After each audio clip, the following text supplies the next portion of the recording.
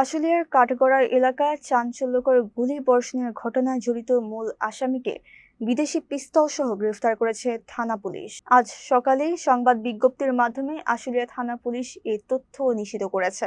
গত 7 এপ্রিল সকালে আশুলিয়ার কান্দাল রাজা বাদশাহ মোড় এলাকায় পূর্ব শত্রুতার জেরে মোহাম্মদ পারভেজ নামের এক ব্যক্তির উপর 10 থেকে 12 জন সশস্ত্র সন্ত্রাসী অতর্কিত হামলা চালায়। সন্ত্রাসীদের ছোড়া গুলিতে পেটে ও হাতে গুরুতর আহত পারভেজ বর্তমানে ঢাকা মেডিকেল কলেজ হাসপাতালে চিকিৎসাধীন রয়েছেন। এই ঘটনায় ভুক্তভোগীর ভাই বাদী হয়ে আশুলিয়া থানায় মামলা দায়ের করলে পুলিশ তদন্তে নামে। গোপন সংবাদের ভিত্তিতে জামগড়া 6তলা এলাকায় অভিযান চালিয়ে এজাহারভুক্ত আসামি রুবেল রারিকে গ্রেফতার করা হয়। গ্রেফতারকৃত রুবেল বরিশালের উজিরপুর থানার উটোরা গ্রামের ইউনুস রারির ছেলে। তার কাছ থেকে একটি বিদেশি পিস্তল, একটি ম্যাগাজিন ও 5 রাউন্ড তাজা গুলি উদ্ধার করা হয়েছে। পুলিশ জানায়, গ্রেফতারকৃত রুবেলের বিরুদ্ধে আশুলিয়া সহ ঢাকার বিভিন্ন থানায় একাধিক মামলা রয়েছে।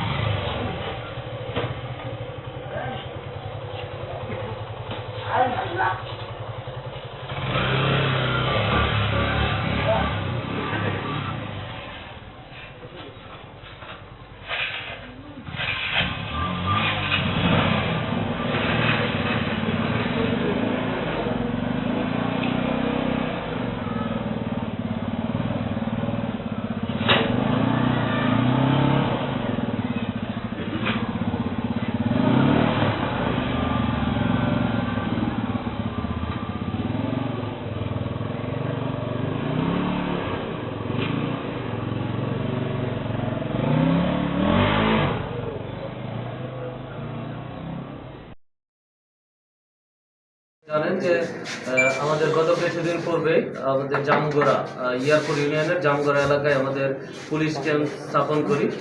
পুলিশ ক্যাম্প স্থাপনের মূল উদ্দেশ্যটি ছিল যে জামগড়াতেই যেহেতু অর্থনৈতিকভাবে আমাদের একটা সমৃদ্ধ এলাকা আশুলিয়া, এখানে আধিপত্য বিস্তারকে কেন্দ্র করে বিগত কিছুদিনে আমাদের একাধিক ঘটনা ঘটেছে। অস্ত্রর মহড়া আমরা দেখেছি। আমাদের মানুষজন যারা এখানে জামগড়া ছিল তাদের একটা চাহিদা ছিল যে এখানে পুলিশি যে ব্যবস্থাটা আছে আরও জোরদার করার জন্য। এই লক্ষ্যকে সামনে রেখেই আমাদের মাননীয় পুলিশ সুপার স্যারের নির্দেশক্রমে আমরা এখানে একটি অস্থায়ী পুলিশ ক্যাম্প স্থাপন করি।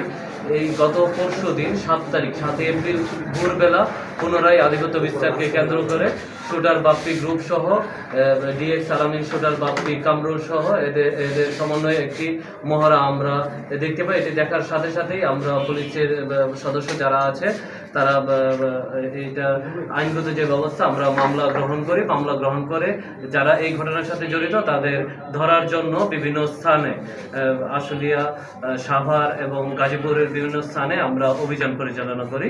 এই অভিযানের প্রেক্ষিতেই আমরা গতকাল প্রাথমিকভাবে আমরা সিয়াম এবং মিরাজ এই দুজনকে গ্রেফতার করি এবং তাদের তথ্যের ভিত্তিতে পরবর্তীতে আমরা রুবেল রারিকে আমরা গ্রেফতার করি এবং তার হেফাজত থেকে একটি বিদেশি পিস্তল, একটি ম্যাগাজিন এবং 5 রাউন্ড সতেজ গুলি আমরা উদ্ধার করি।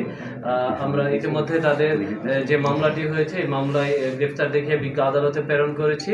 আদালতে তাদের নিবিড়ভাবে জিজ্ঞাসাবাদের জন্য আমরা রিমান্ড প্রার্থনা করেছি।